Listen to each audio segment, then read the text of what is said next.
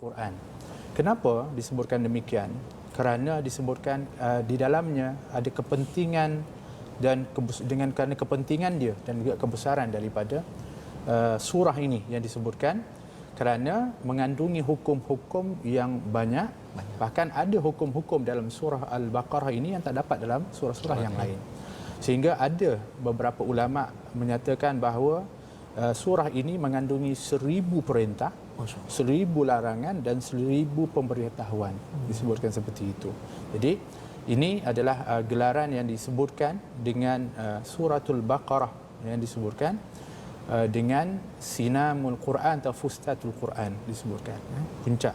Kerana memang dianya membawa satu panduan yang lengkap lah. Ya. Kalau orang belajar tentang hukum hakam pun, salah satu yang wajib lah dia mesti pelajari ada suratul Baqarah. Kalau dia tak belajar suratul Baqarah, dia tak layaklah disebutkan sebagai orang yang memahami kepada hukum hakam. Jadi ayatul ahkam pun memang kita kata berada banyak dan sepenuhnya dalam suratul Baqarah. Selain dengan surah-surah yang lain. Kalau disebutkan di dalam riwayat tentang suratul Baqarah, kelebihannya disebutkan dalam beberapa hadis Nabi SAW sebutkan, dan bahkan diceritakan juga dalam Sahih Bukhari tentang bagaimana luar biasanya suratul Baqarah ini, yang telah pun diceritakan oleh seorang sahabat ketika dia baca suratul Baqarah. Dia ada kuda, kebetulan anak dia baringkan dekat dengan kuda itu. Ketika dia baca, kudanya tu jadi, kita panggil macam hilang kawalan. Gelepar sikitlah. Gelepar. Jadi dia takut, sebab takut nanti kuda tu akan pijak dia punya anak. Dia pun berhenti. Dia pun hairan, kenapa? Tapi setelah itu dibaca lagi, berlaku semula. Dia berhenti, kuda tu tenang kembali. Jadi kali ketiga dia berhenti, dia tengok ke atas langit. Dia melihat pada waktu cahaya yang terang. Akhirnya besok dia tanya kepada Nabi SAW. Dia ceritakan Sahih Bukhari. Maka Nabi SAW mengatakan, teruskan baca suratul Baqarah. Dia mengatakan, aku bimbang ya Rasulullah, kalau aku baca nanti, kalaulah sekiranya kuda tu dia liar, dia akan memudaratkan anak aku. Kata Nabi SAW, kamu teruskan baca. Dan saya lihat ke langit, dia cerita, saya nampak cahaya. Kita hari ini kita lihat, dia lihat di langit cahaya. Kata Nabi SAW, tahu tak kamu apa cahaya itu? Kata Nabi SAW, itu adalah malaikat yang sebenarnya turun mendekat untuk mendengar bacaanmu, iaitu suratul Baqarah, kata baginda Rasulullah SAW. Jadi ini kelebihan yang luar biasa. Bahkan dalam hadis yang lain Nabi sebut bahawa suratul Baqarah dan suratul Ali Imran ini dua cahaya. Yang bahkan dia akan datang untuk membela kepada pembacanya pada hari kiamat. Itu lagi yang disebutkan. Lagi dalam hadis yang lain dalam Sahih Muslim disebutkan ketika Nabi mengatakan iqra'ul Quran fa innahu ya'ti yaumil qiyamah syafi'an li ashabih. Itu disebutkan, kita biasa dengan hadis itu. Tapi Nabi sambung. Nabi kata apa? Bacalah dua penyeri. Nabi kata dua penyeri, iaitu suratul Baqarah dan surah Ali Imran. Disebutkan sebagai surah penyeri, kata Nabi. Satu. Kerana kedua-duanya pada hari kiamat akan datang dalam bentuk dua kelompok awan. Seperti burung, kata Nabi SAW, yang terbang berbaris menaungi pembacanya. Dan kedua-duanya akan berhujah untuk membela kepada pembaca. Itu luar biasa. Dan kata Nabi, bacalah suratul Baqarah kerana ini yang kita kata penting. Dia membawa keberkatan. Satu, meninggalkan dan meninggalkannya itu akan mengundang penyesalan. Dan ahli-ahli sihir tidak berupaya untuk menguasai pembaca surah ini. Itu dalam Sahih Muslim. Dalam riwayat Tirmizi pula Nabi mengatakan, la taj'alu buyutakum maqabir, jangan jadikan rumah kamu seperti kubur. Dan Nabi mengatakan sesungguhnya syaitan tidak akan mampu untuk mengganggu rumah yang dibacakan dalam surah Al-Baqarah. Jadi saya simpulkan di sini untuk kita tahu kelebihan surah Al-Baqarah ni. Yang pertama, dia bawa keberkatan seperti Nabi kata tadi, dan dia mengelakkan penyesalan. Jadi kadang-kadang orang tinggal surah Al-Baqarah tak baca, menyesal nanti.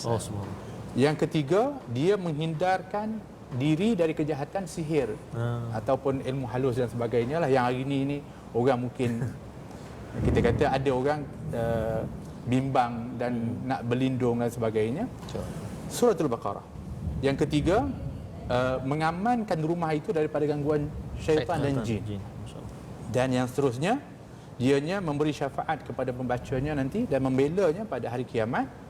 Dan yang seterusnya, melindungi serta menaungi pembaca dia pada kepanasan pada mahsyar. Masya Allah. Jadi ini kita lihat luar biasa Banyak daripada kelebihan, kelebihan. ya. Subhanallah. Sebab tu ialah kita biasa dengan surah-surah yang pendek, betul, okey. Tapi kalau kita masuk rumah dan biasa penuhkan rumah kita dengan surah Al-Baqarah. Jadi insya-Allah aman daripada jin, gangguan jin, syaitan, sihir, dan dianya membawa keamanan dan juga ketenangan kepada pembacanya, dan ini adalah Nabi suruh secara khusus untuk membaca surah Al-Baqarah. Jadi ini adalah satu berita gembira lah Ustaz ya, bila bercakap tentang fadilat ini, iaitu salah satunya tadi bercakap tentang ketenangan, tentang keberkatan. Dijauhkan keberkatan ya, keberkatan dijauhkan daripada sihir, itu penting. Betul. Ya, kerana dalam juz yang pertama lagi pun dah bercakap tentang sihir Ustaz. Betul. Kan, dan kalau kita lihat, kalau saya dulu baca Ustaz ya, tengok tiba-tiba ada cerita pasal sihir ni, mengapa pula kan. Jadi di situ rupanya fadilatnya, selain daripada rumah yang dibacakan tidak diganggu, ya. Maksudnya apa tu Ustaz? Adakah dia first time, kali pertama dia pindah baca, kemudian tak payah baca-baca lagi ke ataupun apa maksud di sebalik membaca surah Al-Baqarah mengelak daripada syaitan tu Ustaz? Ya, sebenarnya memang salah satu daripada fadilat ketika seorang tu masuk ke dalam rumah, dianjurkan untuk dia membaca suratul Baqarah. Suratul Baqarah. Itu salah satu daripadanya untuk mungkin membersihkan rumah itu. Kalau rumah yang ditinggalkan, maklumlah. Bahkan dalam hadis pun Nabi kata kalau rumah ditinggalkan lebih dari 3 hari pun sebenarnya akan diduduki oleh jin, oleh makhluk yang lain. Jadi salah satu daripadanya adalah dengan membaca surah Baqarah. Sebab tu kalau boleh orang yang baru masuk rumah baru ni, kita tukar sikitlah. Baguslah kita kata kita buat tahlil, bagus, zikir, penuhi rumah kita. Tapi apa salahnya kita anjurkan untuk baca surah Al-Baqarah. Tapi janganlah suruh orang dia. Kalau boleh tu tuan rumah dia baca. Saya bimbang sebab apa Tuan Fazrul, kita tengok ya Ustaz Tirmizi, trend-trend kita punya masyarakat ni dia suka gayut je. Dia suka gantung macam ayatul kursi lah. Memanglah fadilat dia hebat. Tapi bukan untuk digantung, untuk dihias, tapi untuk diamal, untuk dibaca. Jadi satu, permulaan dia dah baca surah Al-Baqarah untuk elakkan dan juga untuk kita kata bersihkan rumah kita daripada gangguan-gangguan itu dan juga makhluk yang ada. Dan jadikanlah dia amalan yang berterusan.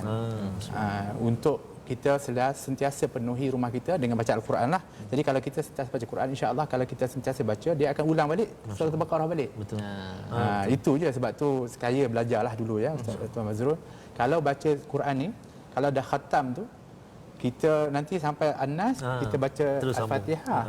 Lepas Fatihah kita akan baca 5 ayat tadi yang Ustaz Mazrul tu. Sebab apa? Sebab dia akan jadi kita nak start balik. Terus balik. Tapi kalau kita berhenti An-Nas je, habis macam seolah habis dah. Betul. Macam Ramadan lah, kita An-Nas je habis. Sedangkan biar kita lajak sampai Baqarah. Nanti sampai 5 ayat tu betul, sambung lagi lah kan. Teruskan. Masya-Allah, itu adalah pelajaran yang penting ya. Maksudnya kita cuba untuk kalau rumah baru masuk dibacakan, hatta kalau 3 hari itu pun boleh didiami oleh makhluk-makhluk lain, dan kita ingin perlindungan daripada Allah Subhanahu Wa Taala. Dan Allah memulakan dalam surah Al-Baqarah dalam ayat 1 hingga 5 ini yang dibacakan oleh Ustaz awal tadi Ustaz ya, bercakap tentang formula kalau kembali kepada Allah ini, kembali kepada kitab, tidak ada keraguan petunjuk bagi orang bertakwa, maka kesannya ialah ulaika ala hudam min rabbihim. Pada ayat yang kelima, mereka akan dapat hidayah ya, wa ulaika humul muflihun. Jadi bercakap tentang hidayah Ustaz ya. Hidayah ini antara topik penting dalam surah Fatihah. Kita mohon dan kemudian diberi kesimpulan awal pada ayat kelima ni tentang hidayah. Kalau boleh Ustaz cerita sikit, hidayah ini apa dan apa beza dengan idea ataupun saya ni dah belajar tinggi ni, perlu ke saya hidayah? Sila Ustaz. Baik. Masya-Allah. Kalau di sudut bahasa disebutkan hidayah, hudan, ini daripada perkataan huda, disebut dengan petunjuk, ataupun disebut sebagai yang memandu, yang menunjukkan. Dan kita perlukan petunjuk dan panduan dalam kehidupan ini. Sebab tu kita sentiasa minta hidayah daripada Allah Subhanahu Wa Taala. Sebab apabila kita sebut tadi macam idea, dia akan pergi kepada akal. Betul. Baik, akal manusia ini memang dikurniakan oleh Allah. Akan tetapi akal manusia ini ada batas dia. Ada limit dia. Ada sampai satu tahap dia tak boleh melangkaui dia. Oleh kerana itu pentingnya hidayah ini untuk pandu kita beyond atau di atas daripada pemikiran akal logik manusia ini yang membawa kepada kesejahteraan, keselamatan dunia dan akhirat. Kalau kita pakai akal saja, hari ini kalau kita tengok orang pakai akal, semua nak ikut dia punya pemikiran. So yang ni rasa dia ada hak betul, yang ni akal dia kata dia lebih hebat. Kalau kita kata kita 3 orang kat sini pun masing-masing ada pemikiran masing-masing. Jadi dia kalau kita nak satukan pemikiran tu memang bukan senang. Oleh kerana dia mesti dipandukan dengan hidayah. Oleh kerana itu Allah Subhanahu Wa Taala yang memberikan hidayah. Allah yang memberikan hidayah. Sebab tu kita mohon hidayah daripada Allah. Dan hidayah ini pula ada 2. Satunya secara langsung diberikan oleh Allah, satunya secara tak langsung diberikan oleh Allah. Seperti kalau kata kenapa tak buat ni, saya tunggu hidayah daripada Allah. Yang itu alasan tu. Sedangkan hidayah itu ada secara tak langsung, tapi orang tak memahaminya sebagai satu hidayah. Maka dia akhirnya dia rasa dia tak dapat hidayah. Contohlah kita kata dia tanam pokok dekat luar rumah dia. Pokok tu dah besar dah. Tapi dia tengok pokok tu hanya sekadar membesar. Dia tak tengok pokok tu besar, umur dia semakin tua. Macam juga orang yang sambut hari raya, hari jadi. Tengok lilin dah banyak. Gembiranya apa semua, dia tak tengok lilin tu banyak bermakna umur dia dah banyak. Dan habis dah. Dan ini hidayah Allah berikan kepada kita, petunjuk bahawa kamu dah tua, kamu dah semakin hampir untuk mati dan bertemu dengan Allah, dan sepatutnya kamu dah kena mempersiapkan. Jadi ini hidayah yang tak secara langsung. Tapi adalah orang yang memang diberikan langsung hidayah oleh Allah, berubah dari 180 darjah terus dia berubah daripada teruk dia, daripada orang yang tak baik kepada baik. Tapi tak ramai seperti itu. Tapi kita berharap kedua-duanya. Dan luar biasanya kalau kita tengok surah Al-Fatihah, kita sebut tadi, ihdinas siratal mustaqim, ada ayat yang dikata ihdina ila siratal mustaqim. Ada yang ada yang terus ihdinas siratal mustaqim. Jadi dua-dua itu ada perbezaan dia, sebab tu bahasa Arab ni hebat. Kalau kita kata tunjukkan aku ke jalan yang lurus, bermakna kalau ihdinas siratal mustaqim dalam surah Baqarah ni, suratul Fatihah ni, dia merujuk kepada contoh kalau kita kata saya sesat, contoh saya minta tolong Tuan Fazrul tunjuk jalan. Saya kata saya nak pergi ke masjid masjid Jami' lah. Jadi Tuan Fazrul kata okey, jalan lurus dari sini, kemudian nanti sampai traffic light telok ke kanan, kemudian nanti terus itu dia kata tunjukkan ke jalan yang lurus. Itu tunjuk je. Ila. Tapi kalau tunjuk terus ke jalan lurus, maknanya Tuan Fazrul akan kata ikut saya. Yang bawa. Jadi kita minta Allah bawa kita. Terus. Itu sebenarnya tak ada ilah dalam surah Fatihah tu. Jadi ini yang kita harapkan, Allah terus tunjuk kita ke jalan yang lurus. Jadi pentingnya hidayah ini sehingga Nabi selalu mendoakan hidayah. Kalau apa-apa pun Allah kata Allah mahdi qaumi. Ya Allah berikan hidayah kepada.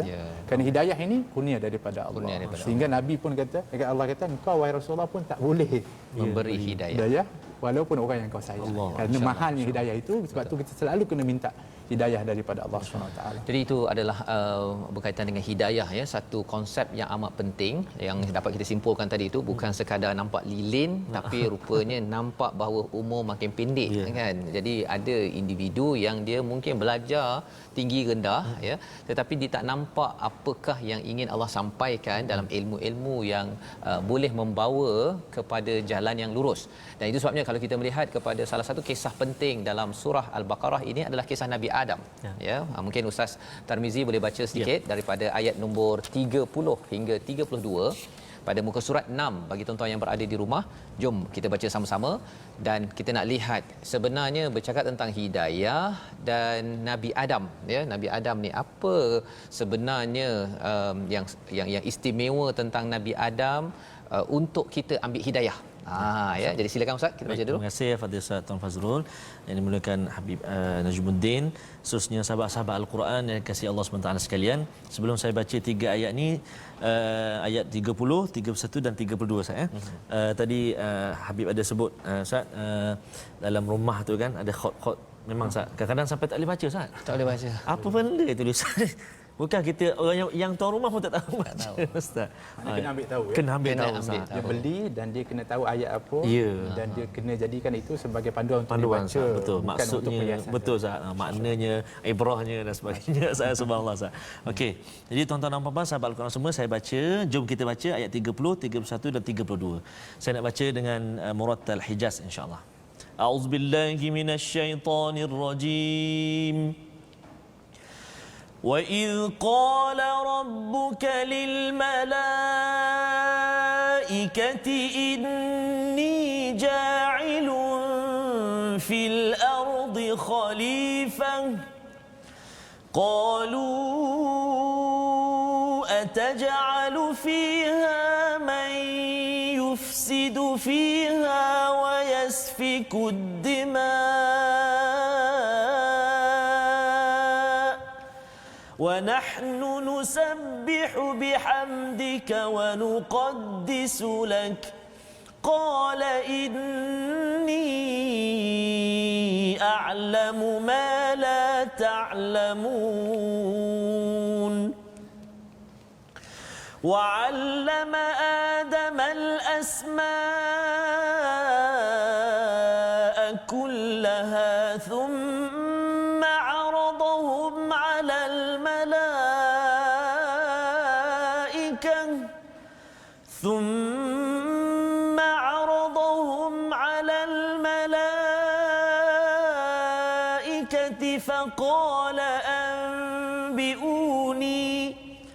فقال أنبئوني بأسماء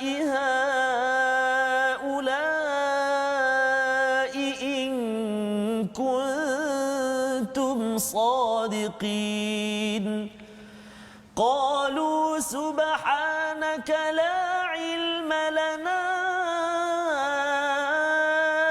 إلا ما علمتنا إنك أنت العليم الحكيم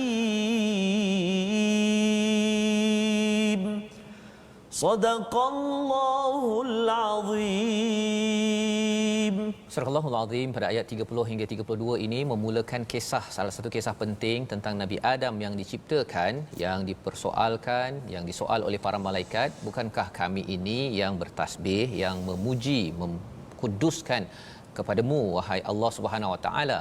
Maka Allah memberi respon bahawa aku tahu, engkau tak tahu. Ya, jadi kalau Habib berkongsi tadi, lilin, ada orang yang nampak lilin sahaja, tapi ada orang yang nampak hidayah daripada lilin itu bahawa oh, saya sudah tak lama, ya. Jadi inilah rahsia yang kita nak lihat. Ramai yang tahu kisah Nabi Adam dan Hawa, diberikan nama kepada anak Adam, Hawa dan sebagainya. Tetapi apakah hidayah, apakah pencerahan yang perlu, terutama bila Nabi Adam ini diajarkan nama-nama, ya, asma'akullaha, kemudian ditanya pada para malaikat, tolong beritahu apa semua nama ini.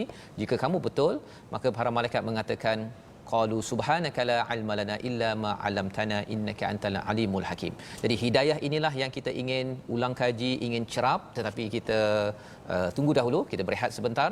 Kita bertemu kembali dalam My Quran Time, baca, faham, amal, insya-Allah.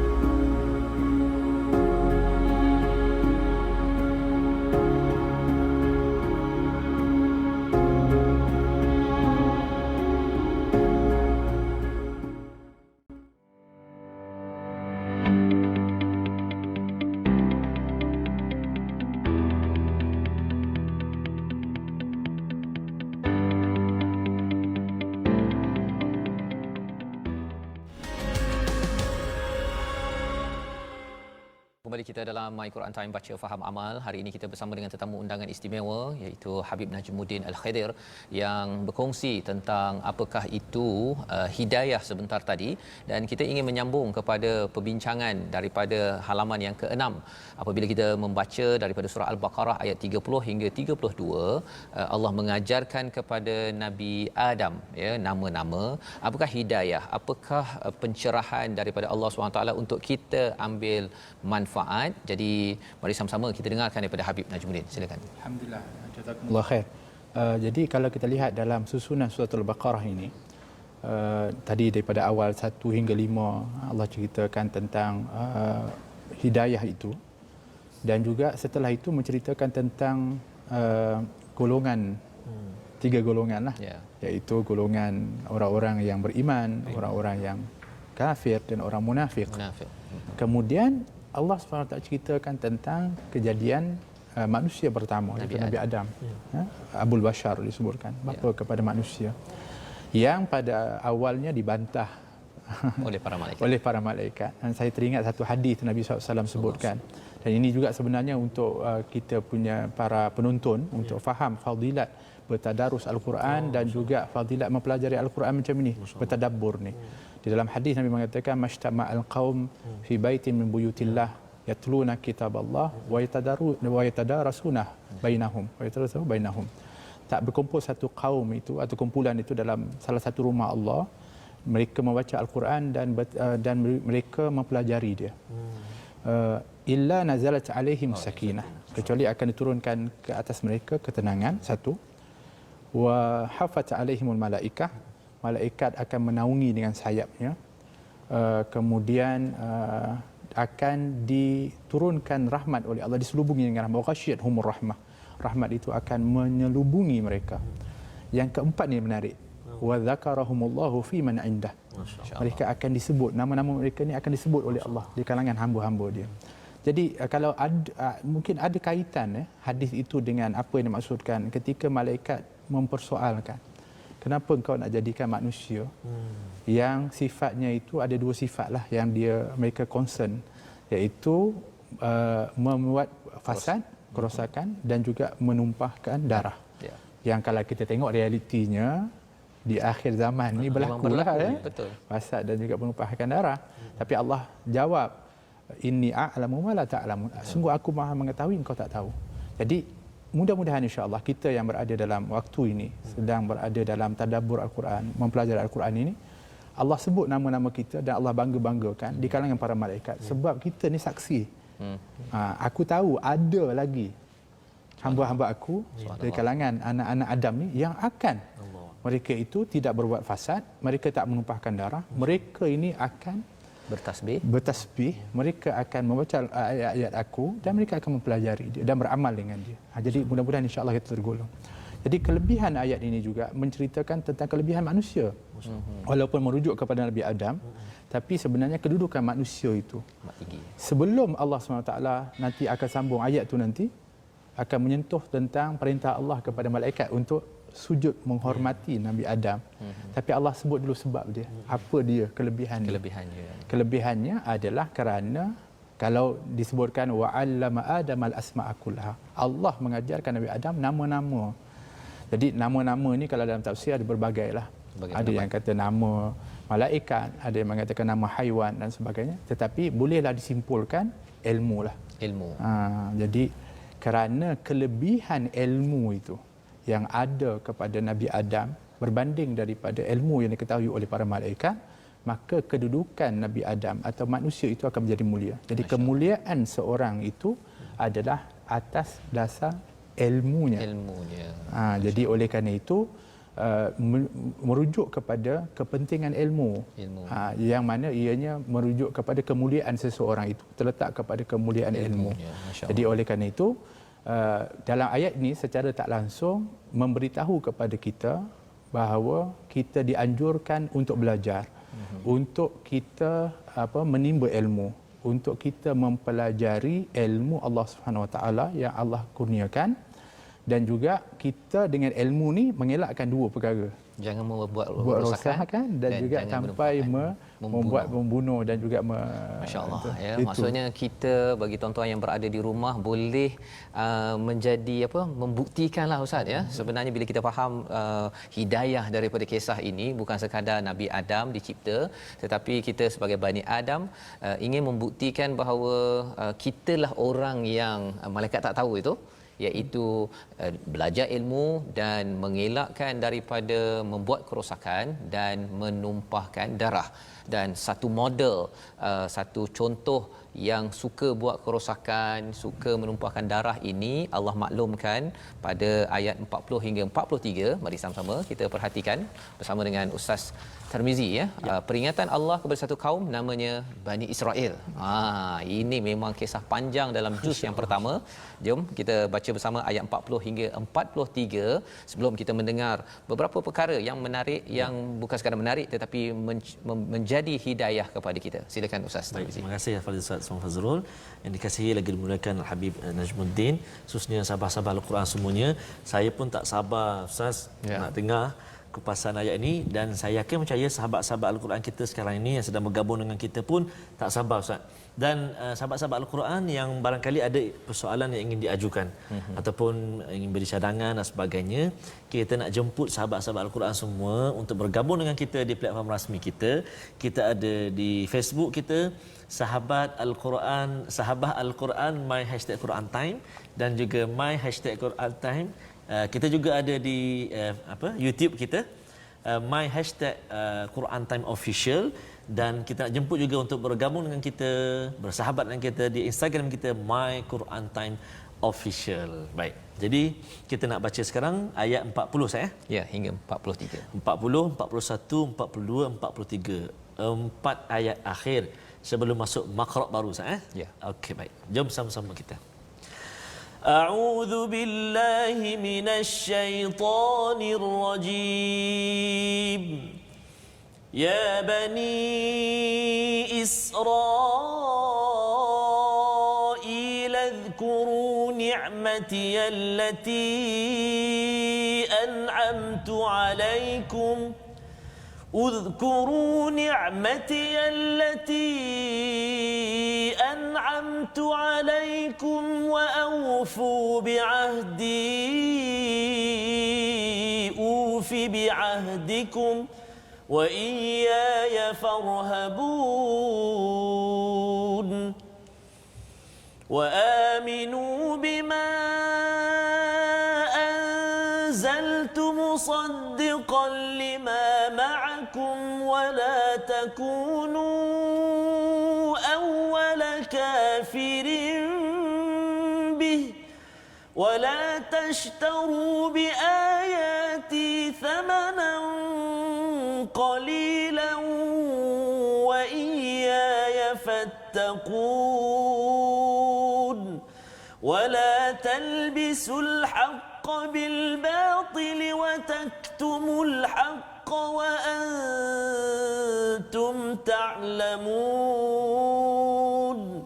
وأقيموا الصلاة وآتوا الزكاة واركعوا مع الراكعين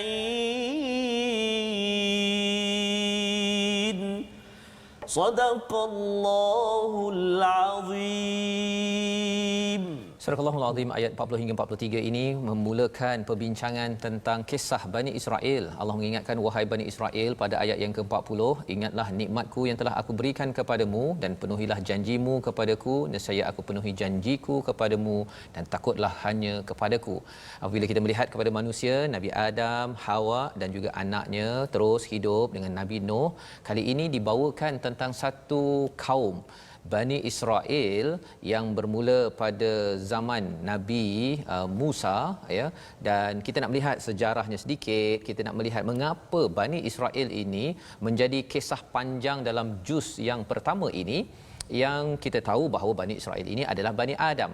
Tetapi ada sesuatu penting yang perlu kita maklumi agar kalau kita melihat kepada perkongsian Habib sebentar tadi, Nabi Adam dan mengetahui ya, dan kita sebagai Bani Adam perlu membuktikan dengan ilmu bahawa kami tidak membuat kerosakan dan membunuh, tetapi ada banyak perkara yang Allah ingatkan dalam kisah Bani Israel. Jadi saya silakan pada Habib untuk berkongsi apa sebenarnya panjang-panjang ni, ada lebih kurang daripada muka surat 7 hingga 19 kisah Bani Israel. Habib, ya, kalau boleh kongsikan 2-3 perkara yang perlu diberi perhatian. Jangan sekadar orang kata Bani Israel harga Yahudi, tapi rupa-rupanya ada kat dalam diri saya. Silakan. Alhamdulillah. Jadi apabila kita rujuk kepada Bani Israel, Allah SWT mulakan dengan panggilan ya Bani Israel. Allah nisbahkan kepada Israel. Israel ni siapa? Ini kita kalau tahu bagus. Sebab apa? Kita faham kenapa mereka digelar sebagai Bani Israel. Bani Israel. Iaitu Bani ini anak-anak lah. Israel ini sebenarnya Nabi Yaqub. Nabi Yaqub adalah anak kepada Nabi Ishaq. Nabi Ishaq anak kepada Nabi Ibrahim. Jadi Nabi Yaqub anaknya Nabi Yusuf alaihissalam, dan juga 12 anak dia yang nanti dalam surah Yusuf. Itu luar biasa. Yaqub juga digelar sebagai Israel dan dinisbahkan Bani Israel kepada Nabi Yaqub disebutkan, dan Allah panggil tu dengan kemuliaan sebenarnya. Apabila dinisbahkan mereka itu kepada seorang rasul yang mulia dan kepada, kita panggil datuk mereka lah. Jadi kalau dipanggil seperti itu, sepatutnya dia ikutlah datuk dia, iaitu Nabi Yaqub yang bawa kebenaran, kebaikan, membuat kebaikan di bumi ini. Seperti lah contohnya kata, wahai anak yang orang dermawan, dermalah. Maknanya kalau dipanggil, kamu tu anak orang dermawan, terpanggil, kita alamak malunya kalau saya tak derma. Sepatutnya begitu. Sebab tu Allah gunakan subhanallah luar biasa ketika panggilan kepada Bani Israel pada awal-awal ketika mana Nabi hijrah ke Madinah ni, untuk ajak sebenarnya yang Bani Israel yang ada di Madinah pada awalnya. Walhasil begitu. Jadi kemudian Allah Subhanahu Wa Taala sebutkan kepada Bani Israel ini dengan nikmat yang banyak Allah berikan kepada mereka. Banyak nikmat. Di antaranya nikmat paling besar, para anbiya, para rasul ini memang paling ramai di Bani Israel. Ya, itu nikmat yang paling besar. Maknanya itu nikmat hidayah lah. Apabila ada rasul, ada nabi diutuskan membawa hidayah Allah kepada mereka, ini nikmat yang tak boleh dibeli lah. Sedangkan Allah kata dalam ayat yang lain, Allah tidak akan mengadab satu kaum yang selagi tak diutuskan di dalamnya nabi. Jadi mereka pada waktu itu dapat nikmat besar, dapat nikmat hidayah, petunjuk daripada para nabi. Dan mereka ni Allah ingatkan tentang janji. Janji mereka ni bukan hanya janji sebenarnya taat setia kepada nabi-nabi dan rasul mereka. Dan itu pun mereka khianati, minta maaf. Begitu juga mereka telah berjanji sejak daripada dulu Bani Israel untuk beriman dengan Nabi Muhammad SAW. Itu yang luar biasa sekali. Kalau mereka dah diingatkan, kalau kita tengok ayat-ayat dalam Quran menceritakan tentang ingatan para nabi dan rasul kepada Bani Israel tentang nabi yang akan diutuskan di akhir nanti, iaitu ismuhu Ahmad, iaitu Nabi Muhammad SAW. Dan mereka sebenarnya sudah berjanji untuk membela, beriman dan membela Nabi SAW. Bahkan disebutkan dalam tafsir, mereka setiap kali berperang, kalau berperang, mereka akan bertawassul lah, kita kata. Mereka akan menyebut nama Nabi Muhammad SAW, dan dengan berkat itu Allah berikan kemenangan kepada mereka. Tapi Allah ketika diutuskan Nabi Muhammad, mereka yang paling tentang Nabi Muhammad SAW. Jadi Allah ingatkan, aufu bi ahdi, ufi bi ahdikum wa iyaya farhabun. Kamu ingat janji kamu dulu sebenarnya. Tapi kenapa mereka tak nak? Inilah sifat Bani Israel. Yang pertama, mereka ada ilmu. Jadi kita cerita pasal Nabi Adam. Nabi Adam kelebihannya ilmu. Tapi ilmu tidak bawa fasad, tidak bawa kepada penumpahan darah. Tapi yang dibawa oleh Bani Israel ini, kalau kita tengok sampai sekarang inilah, kalau kita cerita pasal Yahudi ke apa, mereka kalau petang ilmu ni, mantap. Tapi mana ahli dia? Minta maaf, ahli dia adalah fasad, kerosakan. Sebab tu kita dilarang untuk ikut dia. Sebab nampak macam cantik, macam elok, macam betul, macam ya, tapi dia bawa kerosakan. Kemudian dia bawa kepada pemusuhan yang akhirnya berperang dan juga perpecahan dan juga pertumpahan darah. Ini sifat Bani Israel atau Yahudi disebutkan. Jadi dalam ayat ini nak suruh kita jangan jadi orang yang ada ilmu tapi menghala kepada kerosakan yang bukan-bukan. Oleh kerana itu Allah SWT suruh untuk berpegang kepada Al-Quran. wahyu. Bukan dengan akal, dengan ilmu yang kamu fikir kamu betul dan sebagainya. Kamu kena beriman kepada Nabi Muhammad sallallahu alaihi wasallam. Dan Bani Israel ni beginilah saudara Tazmiti. Oh, luar biasa. Kita cerita Bani Israel ni, mereka ni nabi ramai, rasul ramai. Betul. Dan mereka ni nabi ni ikut dia punya selera. Kalau nabi ni dia rasa dah tak boleh ikut selera mereka, apa mereka buat? Mereka bunuh. Itu yang sebab mereka tahu, mereka yakinlah maknanya kalau dah dibunuh ni akan ada nabi yang lain. Memang betul kita tak nafikan. Semenjak daripada Nabi Ibrahim sampailah itu adalah daripada Bani Israel. Tapi ketika mana mereka cuba untuk membunuh Nabi Isa alaihissalam dan mereka menyangka bahawa nanti kalau Nabi Isa tu mati akan diutus nabi yang lain. Ternyata setelah diangkat Nabi Isa tak ada nabi lain. Yang itu yang dia jam tu. Macam mana? Dan akhirnya mereka menanti-nanti tanda-tanda nabi yang terakhir. Dan apabila mereka pasti yang lahir Nabi Israel, nabi yang terakhir itu adalah daripada bangsa Arab, Fras. Apabila Fras mereka tak terima, mereka dengki, hasad dan mereka berazam untuk membunuh dan menentang, melawan. Ini sifat Bani Israel ni. Jadi cara mereka akan tukarkan yang hak tu kepada yang batil. Ini sifat Bani Israel. Mereka nak ikut selera mereka. Jadi yang hak ni kalau dia tak ikut selera dia tukar jadi yang batil. Yang batil ni kalau tak suka dia jadi hak. Sebab tu Allah kata wa talbisul haqqo bil batil wa taktumul haqqo wa antum ta'lamun. Jangan kamu tukar. Sebab sifat dia memang suka tukar yang mana hak jadi batil. Yang halal dia kata haram, yang haram dia kata halal. Ini sifat dia. Satu. Kemudian mereka ni suka menutupkan perkara yang benar. Menipu.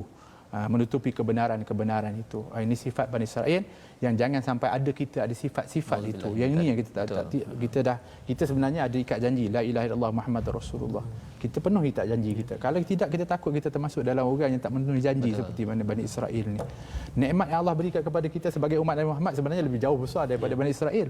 Kalau Bani Israel pun Allah ingatkan tentang nikmat besar mereka dapat nabi dan nabi-nabi itu, kita Nabi Muhammad. Hebat lagi. Kalau kita tak ingat nikmat ni, habis kita. Dan juga jangan sampai kita hidup orang ada ilmu tapi kita tukar yang hak jadi batil, yang batil jadi hak, campur aduk dan sebagainya.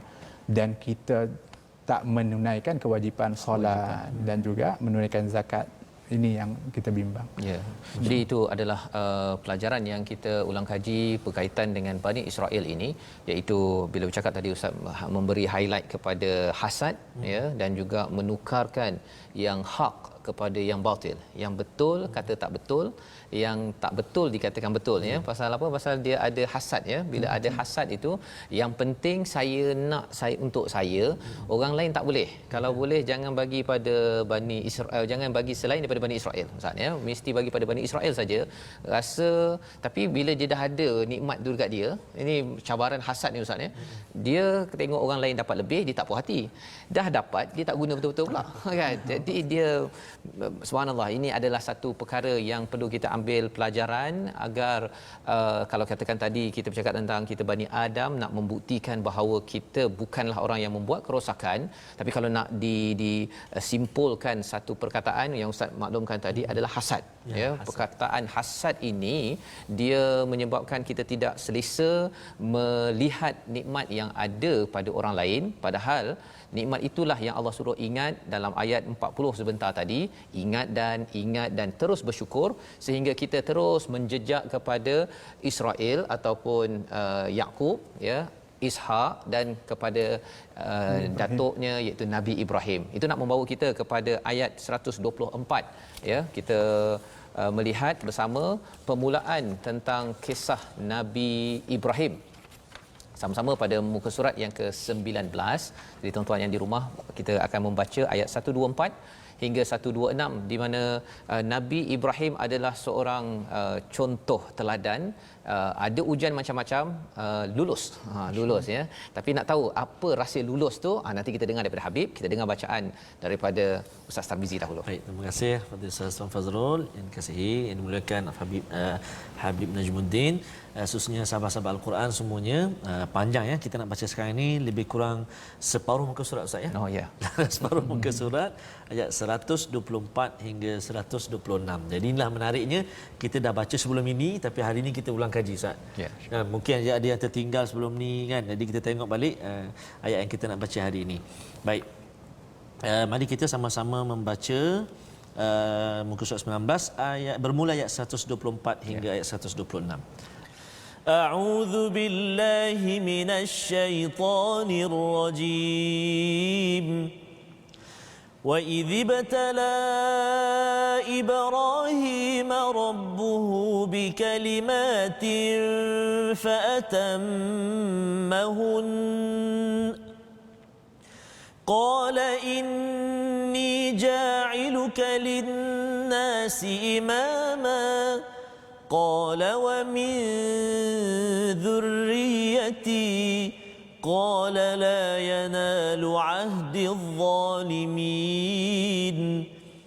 وإذ جعلنا البيت مثابة للناس وأمنا واتخذوا من مقام إبراهيم مصلى وعهدنا إلى إبراهيم وإسماعيل أن طهرا بيتي للطائفين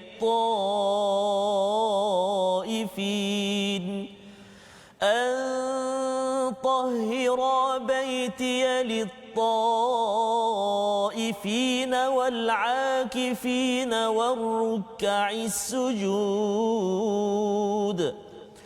وإذ قال إبراهيم رب اجعل هذا بلدا آمنا وارزق أهله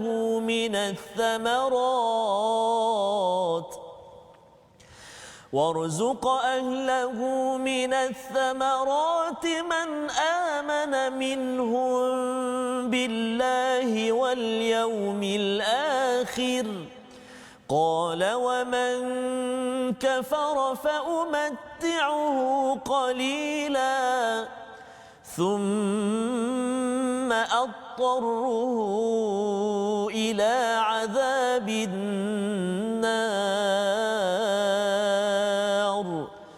وبئس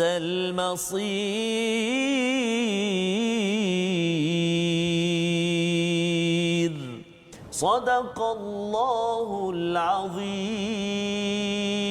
Surah Al-Azim ayat 124 hingga 126 ini memulakan perjalanan membicarakan tentang Nabi Ibrahim, dan kita ingin melihat kalau katakan Nabi Adam dan juga Bani Adam ini ingin membuktikan bahawa sebenarnya dengan ilmu yang ada kita tidak membuat kerosakan dan juga tidak menumpahkan darah. Bani Israel gagal ya, tetapi Nabi Ibrahim adalah satu contoh untuk kita bagaimana untuk kita lulus dalam masa yang pendek. Habib ya, dalam masa yang pendek ini apakah satu dua perkara tentang Nabi Ibrahim yang menyebabkan Nabi Ibrahim lulus dan untuk kita lulus menjadi manusia yang tidak buat rosak dan juga menumpahkan darah? Silakan. Alhamdulillah. Jadi kalau kita kunci daripada kejayaan Nabi Ibrahim itu yang lulus kita kata di dalam ujian adalah ketaatannya kepada Allah SWT. Ketaatan kepada perintah Allah SWT. Kalau kita tengok ujian Nabi Ibrahim ni semenjak daripada muda lagi. Daripada keluarga, daripada raja di tempatnya, dan juga setelah itu setelah kahwin. Seperti mana kita maklumlah, kita sekarang insya-Allah menyambut Hari Raya Korban ni. Pasti antara insan yang paling kita kenang adalah Nabi Ibrahim alaihi salam dengan pengorbanan yang luar biasa, yang sanggup untuk mengorbankan anak dia. Kerana apa? Kerana taat perintah Allah Subhanahu Wa Taala. Itu kunci. Sebab itu kalau kita benar-benar beriman, ketaatan kepada Allah Subhanahu Wa Taala itu yang dituntut. Jadi ada ilmu, kena taat kepada Allah. Tapi kalau ada ilmu tak taat kepada Allah, dia bawa ke arah tadi. Bani Israel. Masya Allah. Itu adalah kesimpulan yang ringkas tapi mantap padu ya untuk mengulang kaji bahawa sebenarnya kita ini ingin jadi Bani Adam yang diangkat mengikuti kepada Nabi Ibrahim dengan kata kuncinya taat dengan ilmu yang ada ya Habib ya. Kalau dalam masa kita berbincang hari ini, dengan ilmu yang ada itu kita taat, tidak mahu merosakkan, tidak mahu menumpahkan darah, dan inilah yang kita belajar daripada juz yang pertama. Kita doakan Allah izinkan kita menjadi orang yang taat, dipimpin doa oleh Habib pada hari yang berbahagia ini. Silakan Habib. A'udzubillahi minasyaitonirrajim. Bismillahirrahmanirrahim. Alhamdulillahirabbil alamin. Allahumma shalli wa sallim ala sayidina Muhammad wa ala alihi wa sahbihi ajma'in. Amin. Allahumma ja'alna mimman yastami'una al-qawla fayattabi'una ahsanah. Amin. Ya Allah, jadikanlah kami orang-orang yang mendengar sebaik-baik perkataan dan mengikuti kebaikan-kebaikannya. Ya Allah, berikan kepada kami hidayah-Mu ya Allah. Amin. Sesungguhnya tanpa hidayah-Mu maka kami akan dihalakan ke arah tempat-tempat yang maksiat dan tempat-tempat yang boleh untuk merosakkan kehidupan kami ya Allah. Jadikanlah ya Allah Al-Quran itu sebagai pedoman kami ya Allah. Jadikanlah Al-Quran itu berada di dalam diri kami. Dapat kami baca, dapat kami tadabbur, dapat kami amalkan ya Allah dengan petunjuk dan juga dengan haluan yang telah dibawa oleh baginda Nabi Muhammad sallallahu alaihi wasallam. Ya Arhamar Rahimin ya Allah, jadikanlah daripada apa yang kami lakukan di dalam membaca dan bertadabbur Al-Quran menjadi sebab untuk mendapat rahmat-Mu ya Allah dan keridhaan-Mu, dan jauhkanlah kami ya Allah daripada musibah, khususnya daripada wabak penyakit COVID-19 ini ya Allah. Lindungi kami, keluarga kami dan juga dari zuriat-zuriat kami ya Rabbal Alamin, dan jadikanlah dia penyebab kebaikan kepada kami, kepada keluarga kami, kepada rumah tangga kami, kepada masyarakat kami, kepada negara kami secara khususnya, dan kepada buldan ataupun negara-negara yang lain amnya. Dan ya Allah, jadikanlah kami orang-orang yang akan mendapatkan kesejahteraan, keselamatan dengan berkat Al-Quran di dunia, di barzakh, di alam kubur dan juga di akhirat. Dan ya Allah, kumpulkan kami dengan orang yang Kau turunkan Al-Quran, iaitu Nabi Muhammad sallallahu alaihi wasallam, di dalam syurga-Mu ya Rabbal Alamin. Rabbana atina fid dunya hasanah wa fil akhirati hasanatan wa qina adzabannar. Wa sallallahu ala sayidina Muhammad wa ala alihi wa sahbihi wasallam. Walhamdulillahi rabbil alamin. Taqabbalallah minna wa minkum taqabbal ya karim. Terima kasih diucapkan pada Habib Najmuddin sudi bersama pada hari ini, berkongsi pencerahan demi pencerahan tadabbur daripada juz yang pertama. Moga-moga ini menguatkan lagi kemantapan kita untuk menjejak Nabi Ibrahim dan menjejak pada Nabi Muhammad sallallahu alaihi wasallam, dan kita tidak mahu mengikut kepada contoh-contoh yang Allah ingatkan di dalam Al-Quran. Dalam juz yang pertama daripada halaman 7 hingga 19 itu amat panjang, dan intipatinya ialah kerana tidak bersyukur, kerana hasad dalam diri yang perlu kita ubat pada setiap masa dengan syifa daripada Al-Quran. Tuan-tuan dan puan-puan Allah sekalian, inilah kempen yang kita ingin laksanakan terus menerus, iaitu Wakaf untuk Ummah, satu kempen untuk kita membawakan Al-Quran ke seluruh pelosok negara agar lebih ramai membaca, memahami dan mengamalkan intisari daripada Al-Quran. Tuan-tuan boleh menyumbang dengan akaun yang telah diberikan. Kita akan sampaikan kepada pelbagai lokasi, dan harapnya kempen My Quran Time ini akan disebarkan seluas mungkin, dan hidayah demi hidayah mencerahkan kehidupan kita. Kita bertemu lagi kembali pada jam 5 petang, pada 10 malam, ulangan pada 6 pagi, dan kita akan bersiaran kembali mengulang kaji halaman yang seterusnya ya, iaitu pada juz yang kedua pada hari esok. Kita program ini dibawakan oleh Mufaz, baca faham amal My Quran Time.